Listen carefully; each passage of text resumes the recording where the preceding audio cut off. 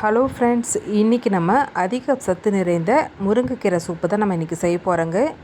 இந்த சூப்பை டெய்லியுமே சாப்பிட்டு வந்தீங்கன்னா உடம்புக்கு அவ்வளோ நல்லதுங்க. ரத்தத்தை சுத்தம் பண்ணுங்க, இரும்பு சத்து இருக்குது, கால்சியம் சத்து இருக்குது, கண் பார்வைக்கே ரொம்பவே நல்லதுங்க. கர்ப்பிணி பெண்கள் முக்கியமாக சாப்பிட்ணும். வாங்க இந்த சூப் எப்படி செய்கிறதுன்னு பார்க்கலாம். சின்ன வெங்காயம் ஒரு 10 எடுத்துருக்காங்க, அரை ஸ்பூன் சீரகம், அரை ஸ்பூன் மிளகு, 2 பல் பூண்டு எடுத்துருக்காங்க. இது எல்லாமே நம்ம உரலில் போட்டு நல்லா இடித்து எடுத்துக்கலாம். இப்போ மிளகு சீரகம் ரெண்டுத்தையும் ஒன்றா சேர்த்து நல்லா பொடி பண்ணி எடுத்துக்கலாங்க. பாருங்கள், இந்த அளவுக்கு நல்லா பொடி பண்ணி எடுத்துக்கணும். இப்போ பொடி பண்ணி எடுத்தாச்சு. அடுத்தது நம்ம இப்போ பூண்டையும் வெங்காயத்தையும் நல்லா ஒன்று பாதியமாக நல்லா நசுக்கி எடுத்துக்கலாங்க. பாருங்கள், இந்த அளவுக்கு நல்லா நசுக்கி எடுத்துக்கணும்.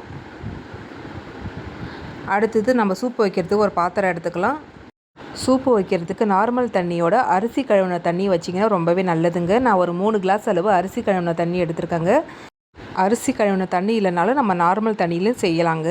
இப்போ நம்ம இடித்து வச்ச மிளகு, ஜீரகம், வெங்காயம், பூண்டு எல்லாத்தையும் நம்ம தண்ணியில் சேர்த்துப்போம். அடுத்து கொஞ்சமாக மஞ்சத்தூள் சேர்த்துக்கலாங்க. தேவையான அளவு உப்பு சேர்த்துப்பாங்க. இது நல்லா கொதிக்கட்டுங்க. ஒரு 5லேருந்து 7 நிமிஷம் நல்லா கொதிக்க விட்டுறலாம். வெங்காயம்லாம் நல்லா வெந்திருக்கணும். நீங்கள் தக்காளி பழம் விருப்பப்பட்டீங்கன்னா நம்ம தக்காளி பழத்தையும் சேர்த்துக்கலாங்க. வெங்காயம் பாருங்கள் நல்லா வெந்துருச்சுங்க. இந்த சமயத்தில் தான் நம்ம முருங்கைக்கீரையை சேர்க்கணும். ஒரு 5லேருந்து 7 நிமிஷம் நல்லா கொதிக்க விட்டுருணுங்க. பாருங்கள் நல்லா கொதிச்சிடுச்சு. இப்போ நம்ம முருங்கைக்கீரை சேர்த்துக்கலாம். முருங்கைக்கீரை நல்லா கழுவி வச்சுருக்காங்க. உங்களுக்கு எந்த அளவுக்கு கீரை தேவைப்படுதோ அந்த அளவுக்கு நம்ம கீரையை சேர்த்துப்போங்க. கீரையை சேர்த்து ரொம்ப நேரம் கொதிக்க வைக்கக்கூடாதுங்க. ஒரு 2-3 மினிட்ஸ் நல்லா கொதிச்சா போதும். அவ்வளோதான், அடுப்பை ஆஃப் பண்ணிடணும். பாருங்கள், கலர் லேசாக மாறினாலே போதும். நமக்கு அந்த சூட்லேயே நல்லா கீரைலாம் வெந்துருங்க. ரொம்ப நேரம் கீரையை போட்டு வேக வைக்கக்கூடாதுங்க. கீரை கசப்பு தன்மை வந்துடும். நமக்கு அந்த சூட்லேயே நல்லா வெந்துடும். பாருங்கள், லேசாக கலர் மாறினாலே போதும். அவ்வளோதாங்க.